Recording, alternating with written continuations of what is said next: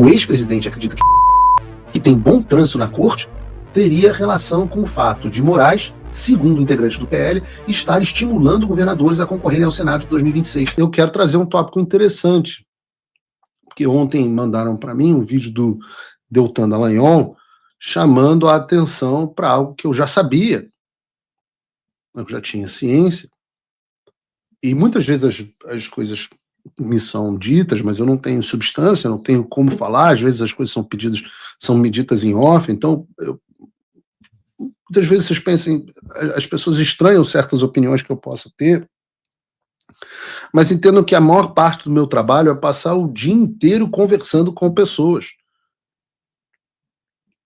Embora eu não esteja no Brasil, eu converso com dezenas de deputados, dezenas pelo menos uma dúzia de senadores, converso com pessoas envolvidas na política, advogados, tem fontes dentro do Supremo Tribunal Federal, tem fontes dentro da Procuradoria, tem outros colegas jornalistas. Então, muitas vezes, as informações chegam para mim e eu nem sempre posso torná-las públicas. Quando eu posso, tenham certeza, eu as torno. E esse caso que o Deltan Dallagnol chamou a atenção com base em notícias de jornal, ele trouxe duas notícias do próprio jornal O Globo, o jornal oficial do regime. São duas boas notícias porque elas permitem ligar alguns pontos aqui para entender o que o Alexandre de Moraes vem fazendo às escondidas.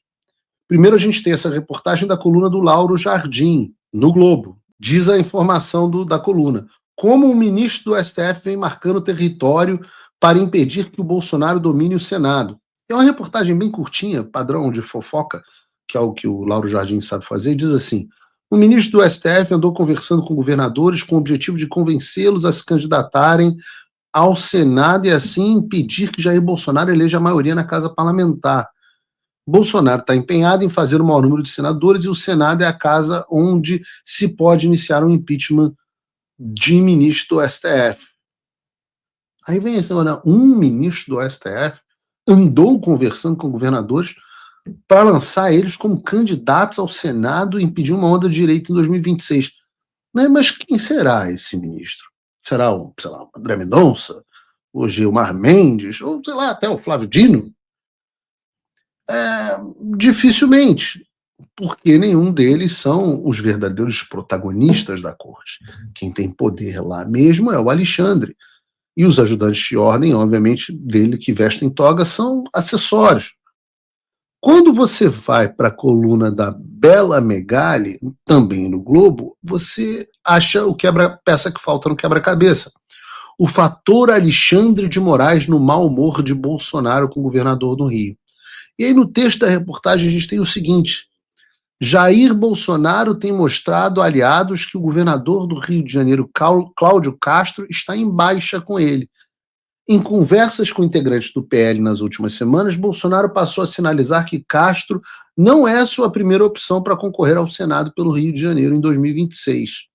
Há uma disputa interna no partido entre nomes que buscam se cacifar para concorrer ao Senado ao lado de Flávio Bolsonaro. Até o momento, o ex-presidente garantiu ao senador Carlos Portinho que a vaga é dele. Membros do PL afirmam que o mau humor de Bolsonaro com o governador do Rio tem ligação com o ministro do Supremo Tribunal Federal, Alexandre de Moraes. O ex-presidente, vejam, o ex-presidente acredita que Castro, que tem bom trânsito na corte, teria relação com o fato de Moraes, segundo integrantes do PL, estar estimulando governadores a concorrerem ao Senado de 2026. Então descobrimos quem é o ministro do STF. Mas, como eu disse, eu já tinha ouvido dessa história. E o que eu pude fazer na época foi falar dela sem dar nome aos bois, sem expor as minhas fontes, afinal, né, quem me conta pediu sigilo, e a gente respeita o off, faz parte do jornalismo. O único jornalista que eu vi até hoje que não respeita o off foi o Energúmeno. O Energúmeno se orgulhava, inclusive quando cobria negócio de luta, de dizer que não existia off para ele. Mas para mim existe, a gente conversa, porque muitas vezes é importante a gente entender contexto, a gente sai mais bem informado. Mas quando eu soube disso, eu falei assim, bom, eu não posso dar o fato, mas eu posso emitir a minha opinião. E aí eu fiz esse post no dia 8 de março, ou seja, mais de um mês e meio atrás. O que eu disse? A ideia geral é de que é inaceitável que Cláudio Castro seja sequer cogitado como um possível candidato de direita ao Senado pelo Rio de Janeiro. O governo do Cláudio Castro é uma lástima, uma vergonha. O Rio de Janeiro está mais do que nunca tomado pelo crime organizado e pela corrupção. E nós não temos espaço para cometer mais cagadas. De fato. De fato. De fato. Chega de Romários. Né? Afinal, qual é a preocupação do Alexandre com o Senado? A preocupação é não dar à população a opção de eleger senadores que sejam duros com o Supremo, que façam um trabalho de freios e contrapesos contra o Supremo. Todo mundo já entendeu que o Senado vai sofrer uma renovação gigantesca, o que significa que a maioria de vocês serão demitidos. O povo vai demitir a maior parte dos atuais senadores do Brasil. E o Alexandre sabe que, principalmente diante da cagada que é o governo Lula, os candidatos de direita tendem a vencer no Senado. E aí, ele tem dois objetivos. O primeiro é segurar judicialmente a maior quantidade de candidatos de direita possível, como fizeram com o Daniel Silveira, impedir na marra. Ou, ainda parte desse primeiro objetivo, castrar certos senadores com ações de via TRE e TSE, deixar o mandato deles sempre sob júdice. Vejam, o meu querido amigo senador Jorge Seife, até hoje não sabe se vai ter mandato, se não vai ter mandato, aí tem que ficar ali mais quieto. Era para ficar por alguns meses e as ações vão se estendendo, se estendendo, se estendendo. 2 anos e meio de mandato e o cara não consegue exercer o próprio mandato. Porque você tem sempre a ameaça do tribunal. Mas não dá para fazer isso com todo mundo. E nem todo mundo vai se sujeitar a isso. Então, Alexandre, sabendo que a direita vai ter uma ampla vantagem, quer controlar quem serão os candidatos.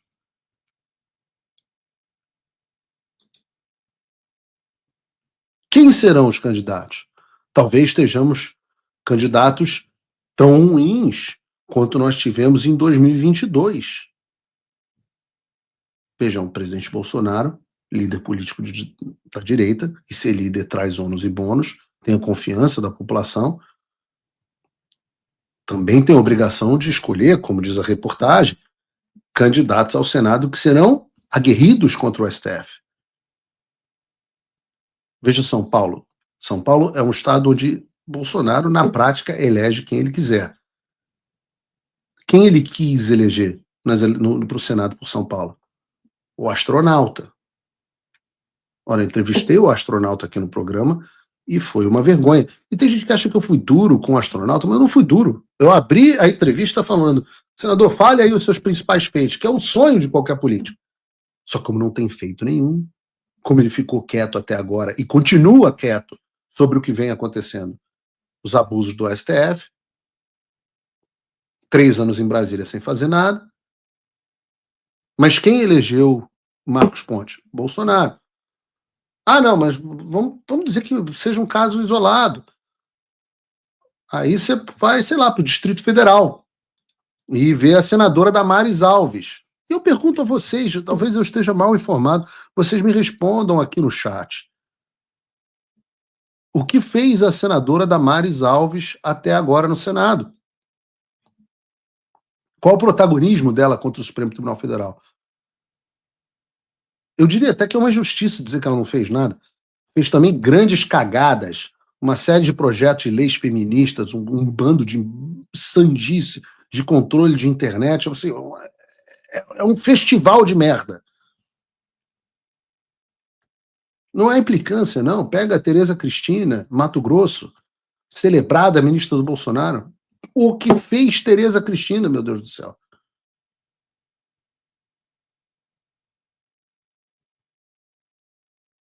Pega Sérgio Moro. Sérgio Moro. Esse não teve exatamente o apoio do presidente Bolsonaro, justiça aqui. A justiça foi mais, a culpa foi mais dos paranaenses do que da escolha do presidente. E um roubo que foi cometido pelo Instituto de Pesquisas que tirou o Paulo Eduardo Martins. Mas a gente tem, por exemplo, o general Mourão. Esse sim, responsabilidades, péssima escolha. No final, enfiou mais uma faca nas costas do presidente Bolsonaro. E cadê esses senadores quando o assunto é STF? Sempre desaparecidos. No caso do Moro, trocando afagos com a corte. Então, a escolha do candidato faz toda a diferença. O povo quer candidatos de direita. O povo quer. E aí, será que a gente vai indicar esses caras?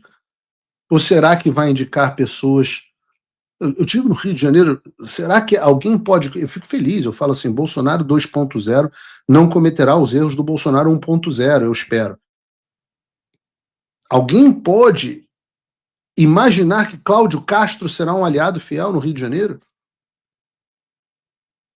Pô, tanta gente boa no Rio de Janeiro, pode ser o senador Portinho, eu acho que ele poderia ser mais aguerrido, mas pelo menos ele é um dos mais aguerridos, poderia ser mais, não conseguiu brilhar o suficiente, né? Mas pega, tem outros nomes, o nome certo mesmo era o Daniel Silveira, que deveria ter sido apoiado, mas o presidente escolheu apoiar quem? Um outro ótimo exemplo, Romário.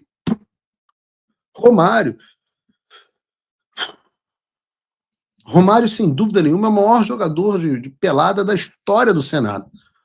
Mas é só isso. E o que o Alexandre quer? O Alexandre quer escolher justamente os candidatos para o Supremo Tribunal Federal.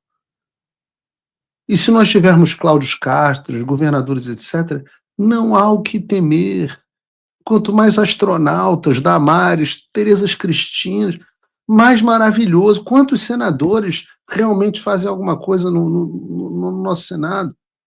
Você tem ali o Rogério Marinho, eu não vou nem citar os nomes, claro, eu sempre falo aqui do próprio Jorge Seif, do Magno Malta, senador Girão, esse, acho que não quer mais ir para o Senado, mas ele é um grupo muito restrito, são muito poucas pessoas, tem uns 20 20 e pouco que assinam os documentos, mas tomar atitude mesmo, quem toma? Claro, o Flávio Bolsonaro também tem um mandato bastante aguerrido, mas quem mais? Trump voltou à presidência, e isso é um alívio, sem dúvida. Mas o que isso muda no Brasil? Nada, se ninguém fizer nada. A verdade é que a esperança não pode virar passividade. As coisas não vão se resolver sozinhas, e muito menos com textão e xingamento nas redes sociais. Não espere que alguém venha salvar o país por você. Se você não agir, ninguém vai. Eu estou fazendo a minha parte. Eu larguei tudo para me dedicar a isso. Mas sem apoio, esse trabalho simplesmente não continua. Quer saber como pode ajudar sem sair da sua rotina, sem sair da sua vida? Simples. Apoie quem está na linha de frente. Acesse www.paulofigueiredoshow.com/apoie e com apenas $5 por mês você mantém esse trabalho vivo. Se você puder mais, considere a possibilidade de se tornar meu patrono Gold e tenha acesso ao meu grupo privado no WhatsApp, onde você participa das discussões que guiam o conteúdo e muito mais. A diferença entre quem só assiste e quem faz parte da mudança é a atitude.